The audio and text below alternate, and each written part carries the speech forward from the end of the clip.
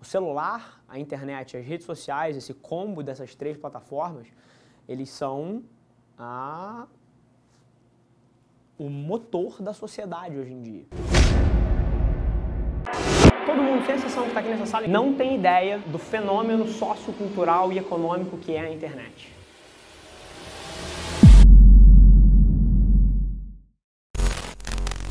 Fala galera, vlog um pouquinho diferente hoje. Estava respondendo algumas perguntas que os jornalistas mandaram aqui para a nossa área de assessoria de imprensa. Eles queriam o meu ponto de vista em alguns temas que têm pegado na cultura, sociedade e no mundo de negócios. E o conteúdo ficou tão bom que a gente decidiu fazer um vlog só com ele. Então são perguntas em relação à interseção entre redes sociais, conteúdo e negócios e para onde isso tudo está indo. Espero que vocês aproveitem. Depois deixa nos comentários aqui o que vocês acharam. Um abraço. Qual a importância das redes sociais para o empreendedorismo? Bacana. Primeira coisa e mais uma vez, até para explicar para a galera do vlog aqui, a gente está respondendo algumas pautas de imprensa que alguns jornalistas mandaram para a gente, querendo o meu ponto de vista. E é curioso, essa primeira pergunta já de cara, a importância das redes sociais para o empreendedorismo.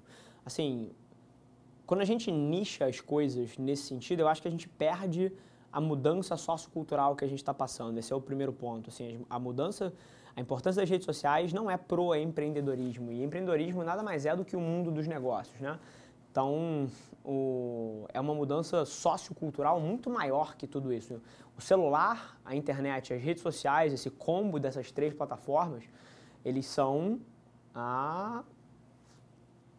o motor da sociedade hoje em dia. Então, seja você um empreendedor, seja você um professor, seja você um funcionário, assim, é por ali que você está formando opinião, é por ali que você está emitindo opinião, é por ali que você está se relacionando com pessoas em escala. E para um empreendedor, e eu queria fazer essa aspas no começo, porque a mudança é muito maior. E às vezes as pessoas enxergam de óticas micro e perdem o macro. E eu queria primeiro desmistificar isso de cara. Mas para o empreendedor de cara, o impacto é tremendo.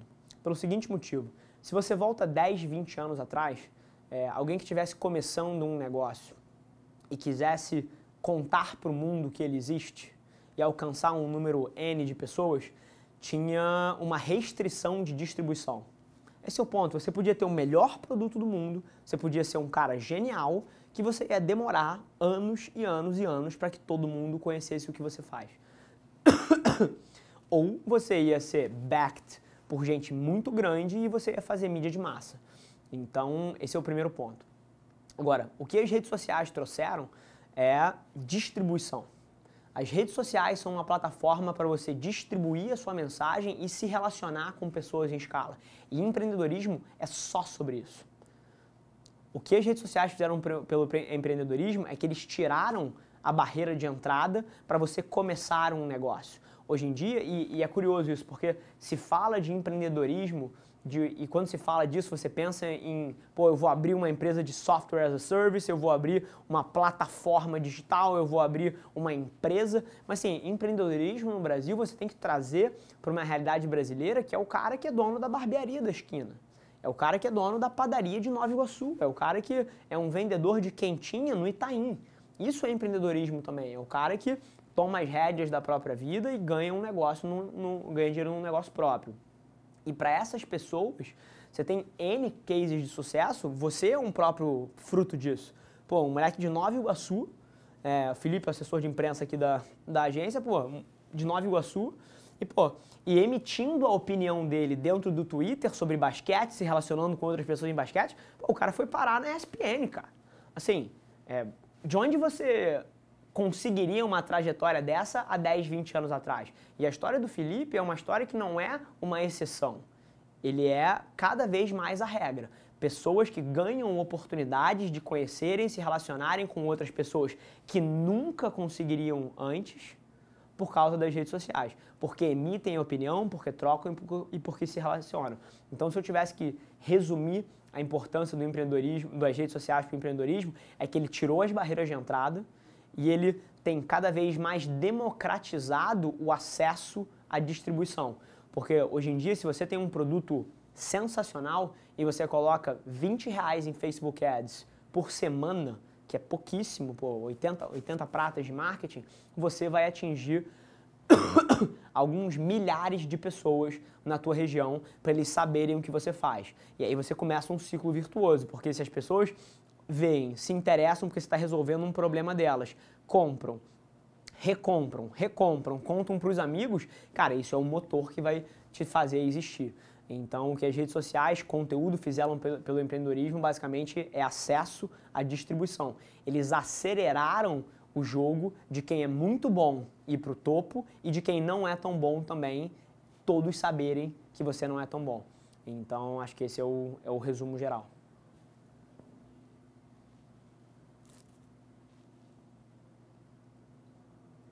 Como o cuidado com a imagem de um CEO, empreendedor ou líder é importante frente à imagem da própria empresa?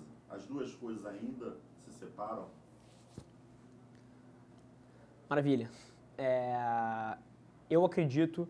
E aí eu entendo de onde essa pergunta vem, então acho que eu vou responder muito mais por esse lado, que é, número 1, o risco de você ter uma imagem forte de um líder nas redes sociais, emitindo opinião, vis-a-vis o risco de credibilidade da empresa, se esse cara eventualmente é preso, é uma fraude, faz alguma besteira muito grande, mancha a imagem da empresa. E número 2, se é uma estratégia correta você amplificar a mensagem da sua empresa pela mensagem do seu founder, pela mensagem do seu líder ali. E assim, eu diria que o risco sempre existiu. Então, pô, se você tem um CEO que é uma personalidade forte dentro da companhia, ele faz uma besteira, o risco de imagem sempre existiu. Não é porque as redes sociais vieram à tona e esse cara agora tem 110 mil seguidores no Twitter ou no Instagram, que o risco apareceu só agora. Sempre existiu. Você cansou de ter escândalos de executivos que faziam besteira, eram presos, e isso manchava a reputação da empresa como um todo. Então, assim, eu sinceramente acho que isso não mudou em nada na era digital. Agora, o que mudou foi a oportunidade de você amplificar a comunicação da empresa por uma voz muito mais humanizada, por exemplo, de um founder. Hoje em dia você tem N casos de sucesso, o que me vem mais à cabeça atualmente é o da XP Investimentos, por exemplo, com o Guilherme Benchimol, que é um founder muito vocal, que tem uma opinião muito forte nos temas que tocam e tangenciam a missão da empresa dele, e na comunicação dele você consegue trazer um lado humano que uma empresa nunca vai conseguir. Uma pessoa, quando olha uma comunicação institucional, por mais não comercial que ela seja, por mais pela ótica de gerar valor, um branded content bem criado, vai ser sempre uma comunicação de uma empresa. E as pessoas conseguem admirar empresas? Conseguem. Mas elas se identificam muito mais com a história das pessoas por trás daquela empresa. Isso, mais uma vez, isso sempre foi feito. Assim como a história do risco de crédito, de imagem, de atrelar um fundador, um executivo à empresa, sempre foi feito também o lado de, pô, quem são as pessoas por trás dessa empresa? Só que nessa ótica a oportunidade é tremenda. E principalmente pela ótica da distribuição. Um founder, um executivo que tenha uma audiência bem engajada ali e que seja fã da trajetória dele, compartilhe dos valores, essas pessoas, elas têm um nível de intensidade, de admiração muito maior do que elas teriam pela marca em si, só que pela pessoa. E o motivo é muito simples, você consegue se relacionar pelo cara que, pô, saiu da faculdade no meio, abriu uma empresa, ou o cara que, pô, era de uma família super simples, lutou para fazer uma faculdade, foi demitido da empresa por necessidade de abrir um negócio. Ou você consegue, qualquer que seja a história, nem que seja um riquinho da Zona Sul, que para provar que era melhor que o pai, pô, abriu um negócio e, cara, foi genial e estourou. Assim, independente de qual seja a história, vai ter alguém que é capaz de se relacionar com a sua história. Então, o lado humano de trazer isso na comunicação é simplesmente genial.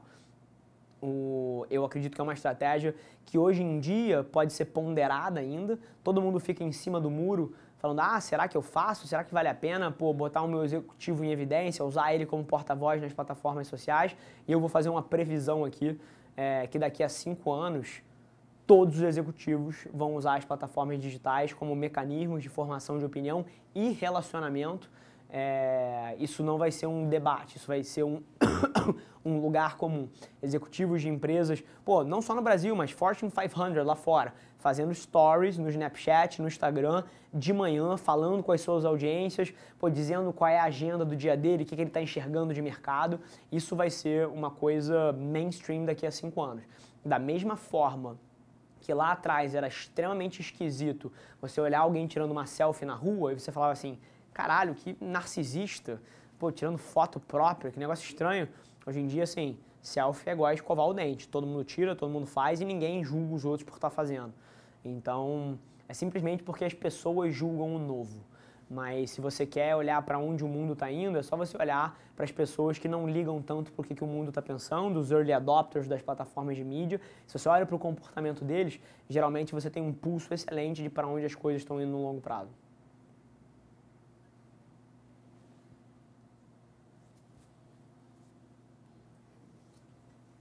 De que forma as redes sociais vêm mudando a forma de se fazer negócios?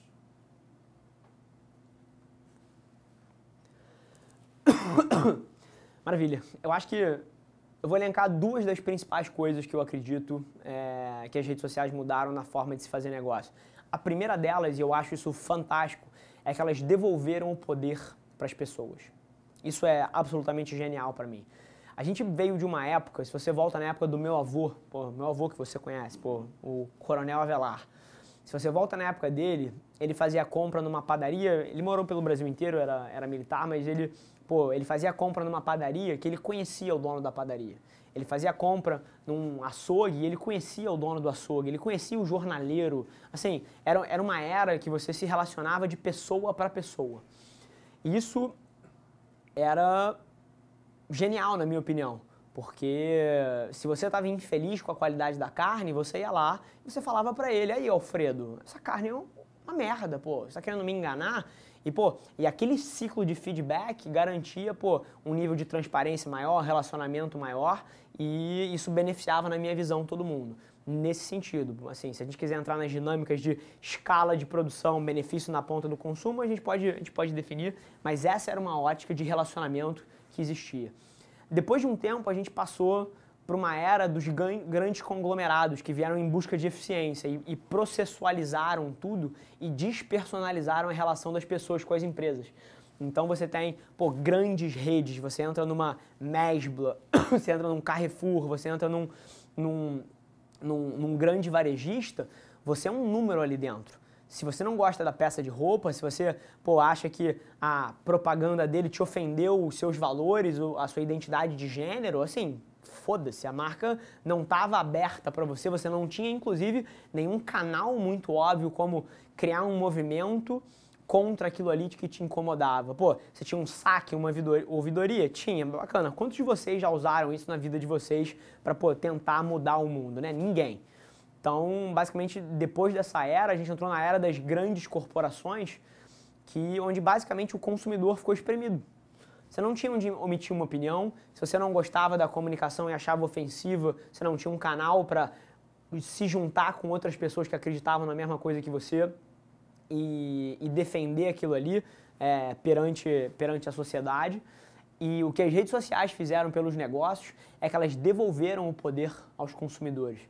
Você tem cases famosos, e não vou citar o nome de empresa aqui, mas de empresas de linhas aéreas, por exemplo, de aviação, que trataram mal uma pessoa, a pessoa volta para casa, faz uma música tosca no violão, ofendendo a empresa e reclamando da forma que foi tratado, etc. Cara, o negócio viraliza para mais de 1 bilhão de visualizações e aquilo tem uma repercussão extremamente negativa que derruba as ações da empresa em 2, 3% no dia seguinte na Bolsa de Nova York. Sim, você está entendendo a magnitude disso?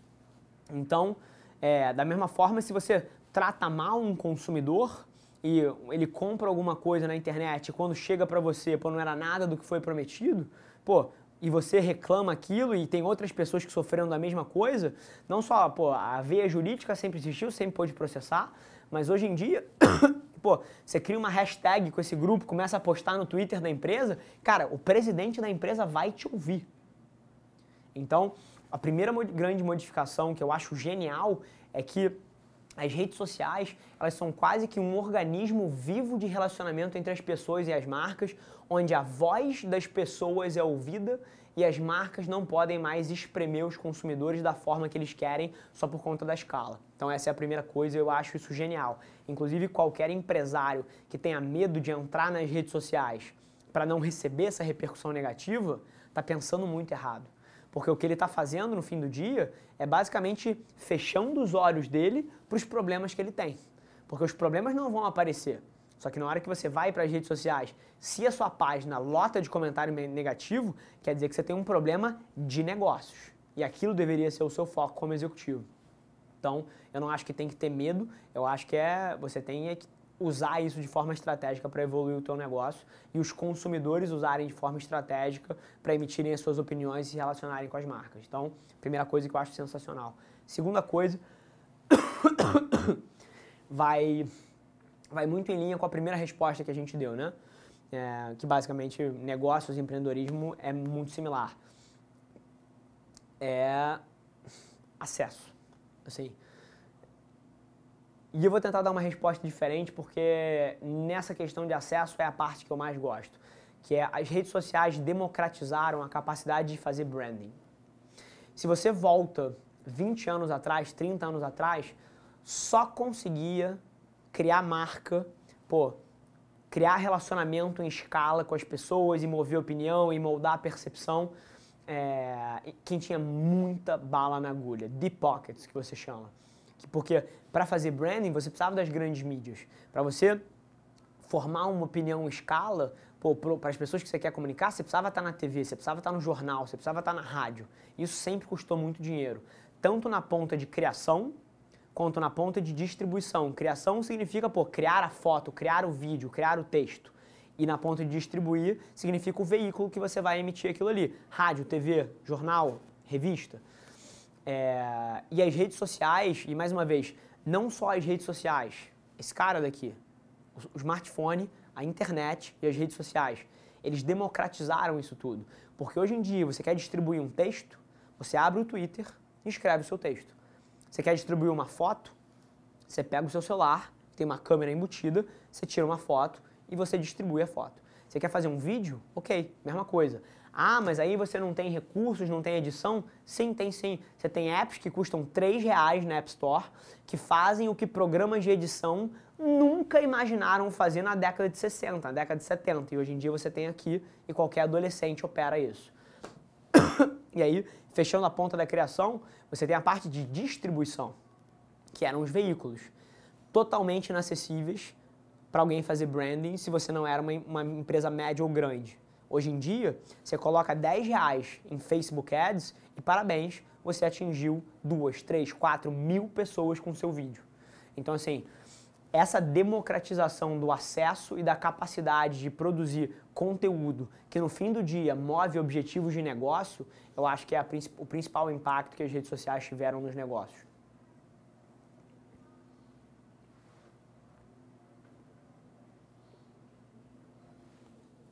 As redes sociais já se configuram como local no qual surgem as melhores oportunidades de negócios?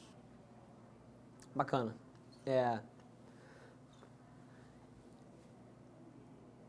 Eu nunca gosto de nada que é preto e branco, eu acho raso.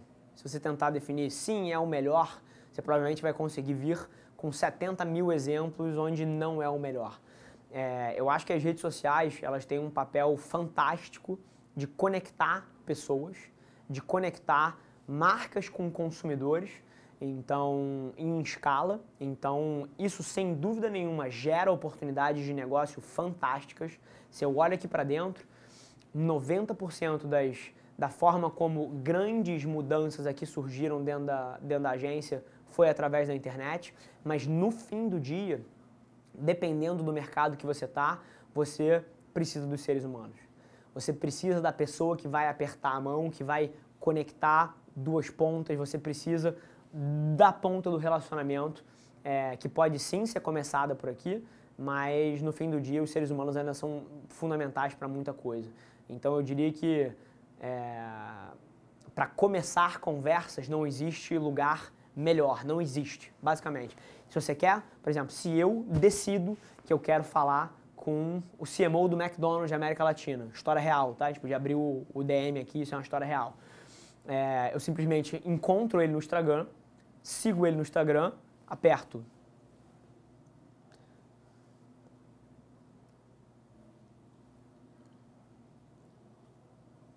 João Branco. Vamos lá. História real, tá? Supor que eu não estiver seguindo, não vou seguir porque vai precisar me atualizar de novo, mas aperto para seguir ele. Mensagem. Mando uma mensagem e começa um relacionamento. Acesso. E assim, a grande questão aqui é se o que você tem para falar é relevante o suficiente para a pessoa querer te ouvir, mas o acesso você tem.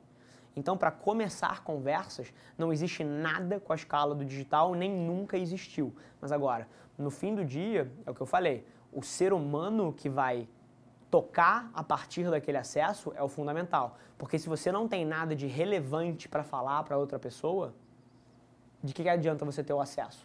Então, eu acredito que para começar conversas nunca existiu nada tão poderoso, mas no fim do dia ainda é o quão relevante você é e a sua capacidade de, a partir daquela conversa, gerar valor para a contraparte, é aí que está o delta do resultado.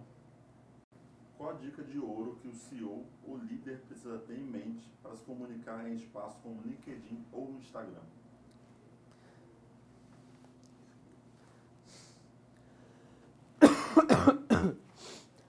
Empatia. Assim, o mais curioso para mim dessa transição nos grandes veículos de comunicação que a gente está passando são que as pessoas levaram muito do mindset antigo para esses novos lugares e não funciona dessa forma. Lá atrás, quando você fazia comunicação, era muito sobre os seus objetivos de negócio. O que você quer comunicar? O que você quer fazer com que o mundo saiba? E eu até entendo isso, porque funcionava, né? Se você era impactado por uma mídia no meio do horário nobre, vendo TV há 20 anos atrás, você não tinha opções. Começava aquela propaganda que, por mais que você não gostasse, você não conseguia pegar um smartphone e se distrair com outra coisa. Não era tão volátil o mundo e o número de opções não eram tão grandes. Hoje em dia, se você vem com uma comunicação egoísta, que é o que você quer falar, ninguém te consome, porque você tem opções. Você dá um scroll para cima e você está no próximo. Você dá um swipe para o lado e você passou aquela comunicação que não estava te agregando. O comercial de TV, se você faz alguma coisa que não agrega para as pessoas, imediatamente a pessoa pega o celular e para de prestar atenção em você. Então, se tem uma coisa que eu diria para executivos e para empresas terem em mente nessas novas plataformas, como por exemplo o LinkedIn, é sempre ter em consideração a pessoa que está consumindo. É para ele que você faz a comunicação. Qual é o objetivo dele? Como é que você pode gerar valor para ele? Essas plataformas são lugares para você ser altruísta e não egoísta. E é aí que está o grande lance para você construir uma audiência massiva ou começar a criar relacionamento em escala. A pergunta não é o que eu quero que o mundo saiba. É como é que eu posso ajudar o mundo a fazer alguma coisa. A se informar, a se entreter, a se motivar. Essas são as grandes questões. E aí, seja no LinkedIn ou seja no Instagram, a pergunta é sempre a mesma. Quem é que está me ouvindo? Como é que eu gero valor para essa audiência? E a audiência é uma palavra terrível, tá? Como é que eu gero valor para essas pessoas? Aquilo não é uma audiência, aquilo não é um target, aquilo não é um público-alvo. Aquilo são seres humanos do outro lado que estão navegando ali, procurando conteúdos específicos e informações específicas. E se você for a pessoa que entrega isso para elas, você vai ser massivamente bem-sucedido dentro das plataformas, independente de qual seja.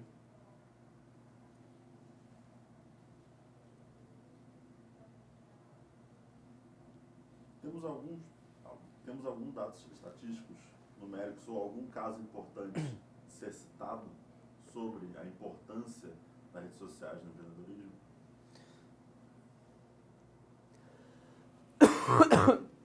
Com certeza. Assim, falando de dados numéricos, para trazer estatísticas recentes, falando de Brasil, eu sempre gosto de contextualizar Brasil, né? Às vezes é mais difícil você conseguir estatística Brasil, mas a gente tem.